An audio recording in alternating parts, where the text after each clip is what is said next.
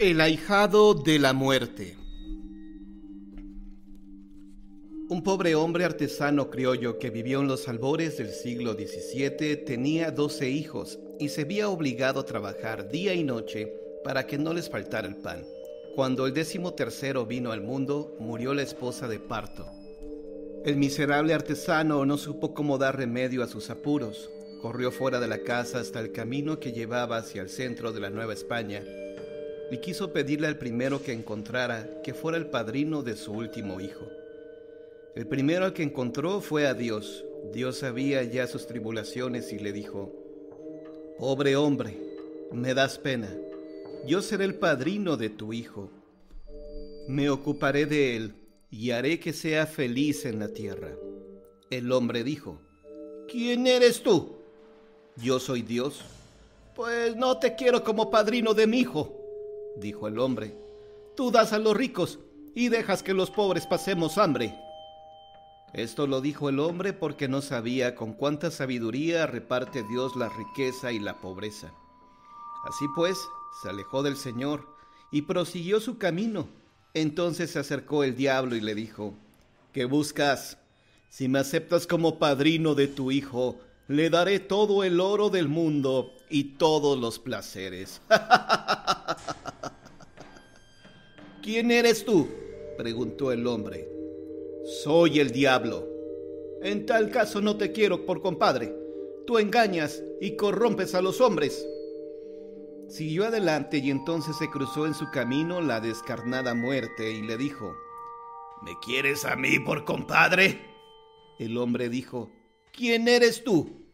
«Yo soy la muerte, que hago a todos los hombres iguales». Tú eres la persona adecuada. Te llevas a los ricos y a los pobres sin establecer diferencias. Tú serás mi compadre». La muerte respondió: «Yo haré que tu hijo sea rico y famoso, pues aquellos que me tienen como amiga, no les falta nada». El hombre dijo: «El próximo domingo será el bautizo. No llegues tarde». La muerte se presentó ahí, tal como había prometido, e hizo buen papel como madrina.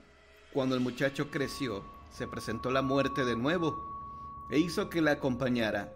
Lo llevó al bosque, le señaló una hierba que ahí crecía y dijo: «Ahora recibirás tu regalo de ahijado. Yo haré de ti un médico famoso. Cuando te llamen para que visites a un enfermo, yo estaré ahí. Si estoy a la cabeza del enfermo, puedes decir con audacia que vas a curarlo. Le das esta hierba y sanará. Pero si me ves a los pies del enfermo, será que éste me pertenece, y tienes que decir que toda ayuda es inútil y que no existe médico que pueda curarlo». No transcurrió mucho tiempo hasta que el muchacho se convirtió en el médico más famoso y sabio de la Nueva España.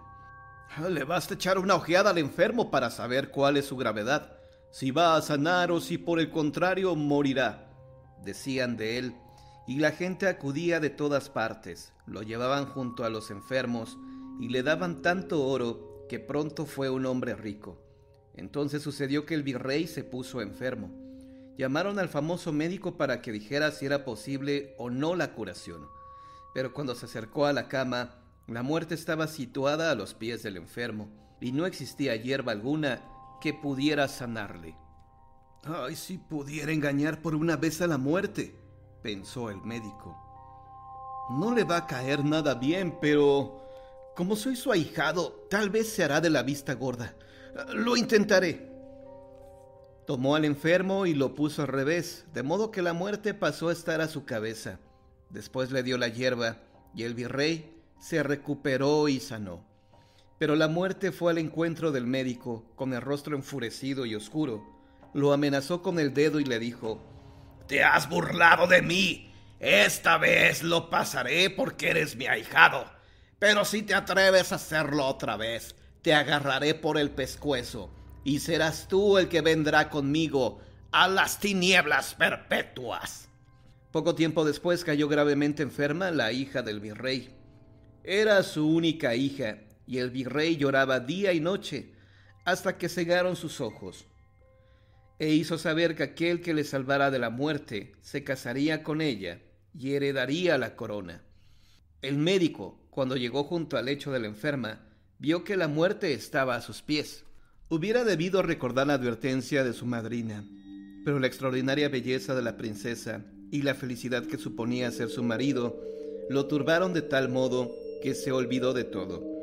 No vio que la muerte le dirigía miradas enfurecidas.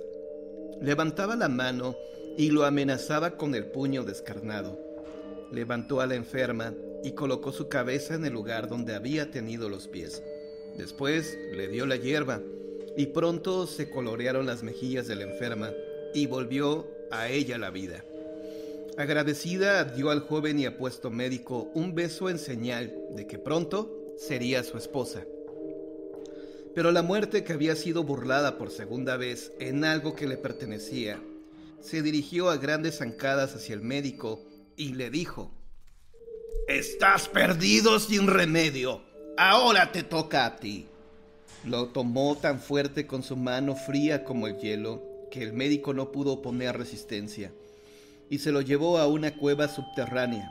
Entonces él vio arder miles y miles de luces en hileras interminables de las que no se distinguía el fin.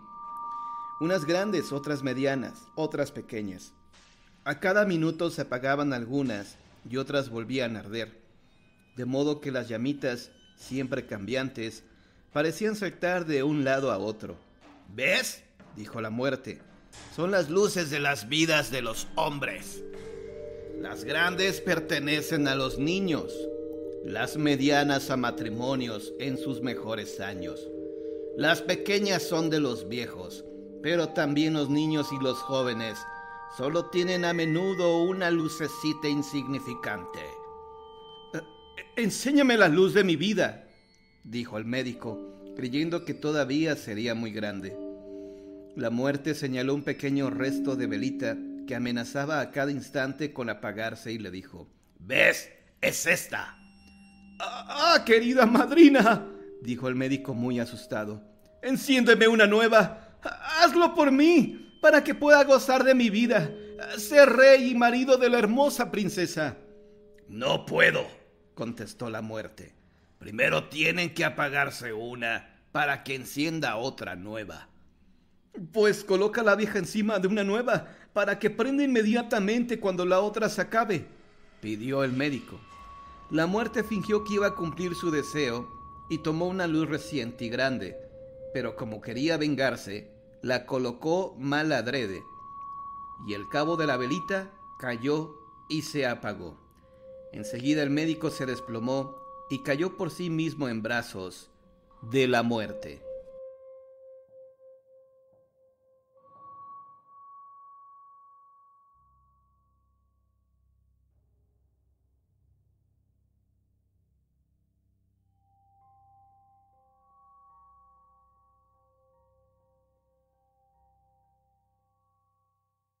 El diablo en pañales.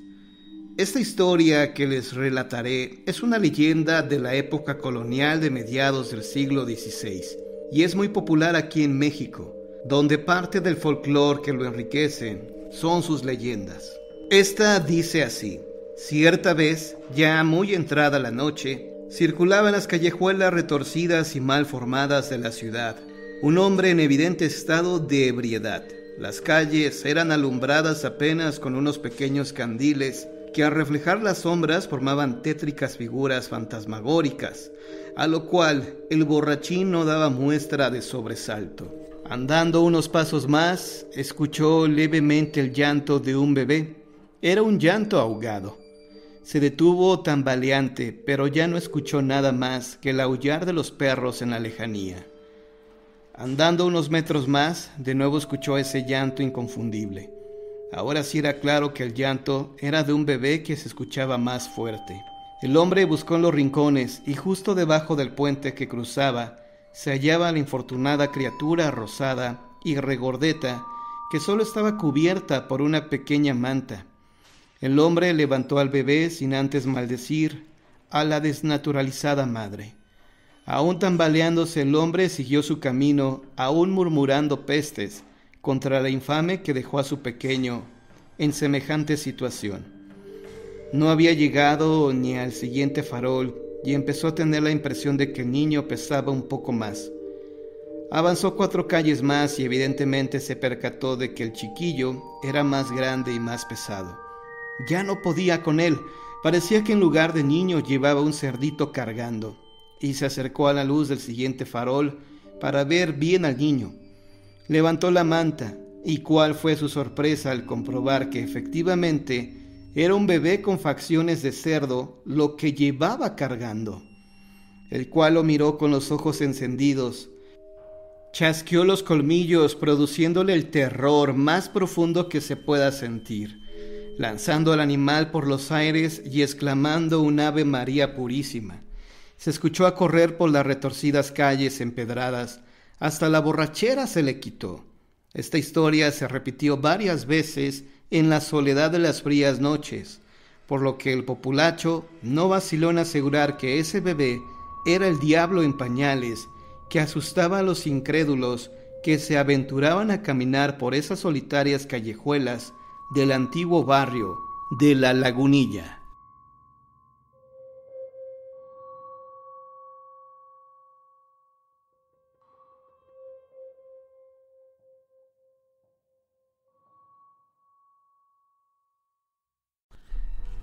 El ladrón del cementerio.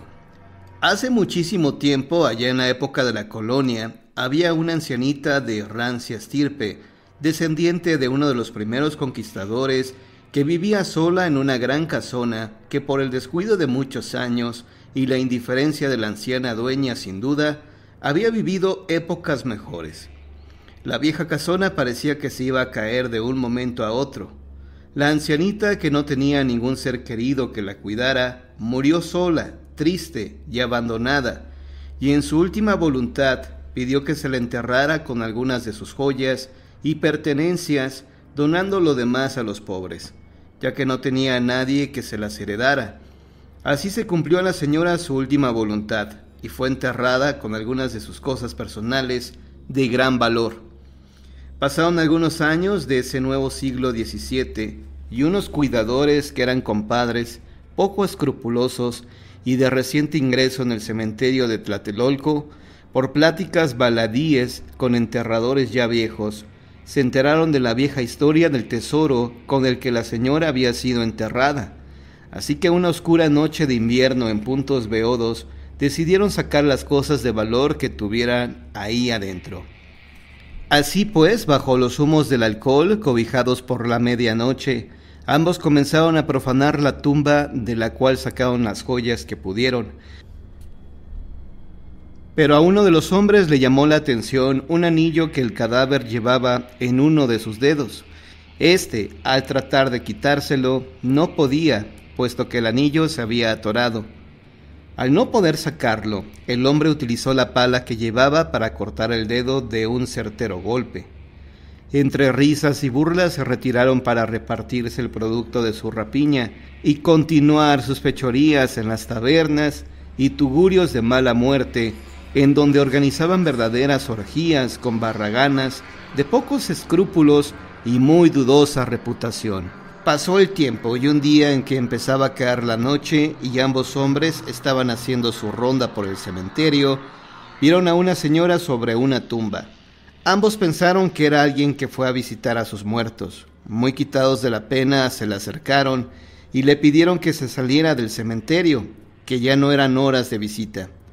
La señora no les hizo caso y siguió arrodillada.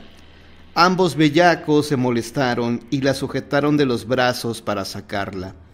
Fue en ese momento cuando uno de ellos se dio cuenta que a la mano de la señora le faltaba un dedo y le preguntó qué le había pasado, y le contestó que un truán se lo había cortado para robarle un anillo, pero al comenzar a hablar, el velo que llevaba puesto se le cayó dejando ver su rostro, el cual era el de una horrible calavera descarnada. En ese momento se percataron de que estaban a los pies de la tumba que días antes habían saqueado. La horrible calavera volteó su rostro hacia el hombre que le había arrancado el dedo para robar el anillo que llevaba y con voz lastimera y cavernosa le pidió que le devolviera su dedo con el anillo robado. Los dos bergantes acobardados salieron corriendo con todas sus fuerzas hasta llegar a sus casas situadas cerca del mismo cementerio, donde se encerraron a piedra y lodo. El enterrador que había hurtado el anillo se embruteció con botellas de vino y finalmente se durmió, pero no bien había conciliado el sueño cuando entre su conciencia escuchó extraños ruidos que se acercaban poco a poco hasta su lecho, y sintió helarse la sangre cuando la pálida luz de la luna llena que se filtraba por el balcón descubrió estupefacto al pie de su cama el horrible espectro de la anciana mujer que le exigía más que pedir le entregara su dedo y anillo. El desgraciado enterrador ladrón trató de huir, pero por más que lo intentaba, el espectro de la muerta no le dejaba ir.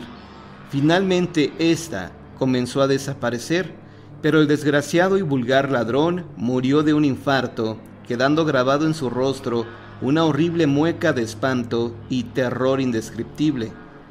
Al día siguiente, con las primeras luces del alba, encontraron el cuerpo junto a la tumba de la señora. Ella lo arrastró hasta el cementerio. Su compañero y compadre quedó loco de remate al descubrir que la mano derecha de su amigo estaba sin un dedo y la cara con una expresión de terror, además del cabello blanco por el miedo que experimentó.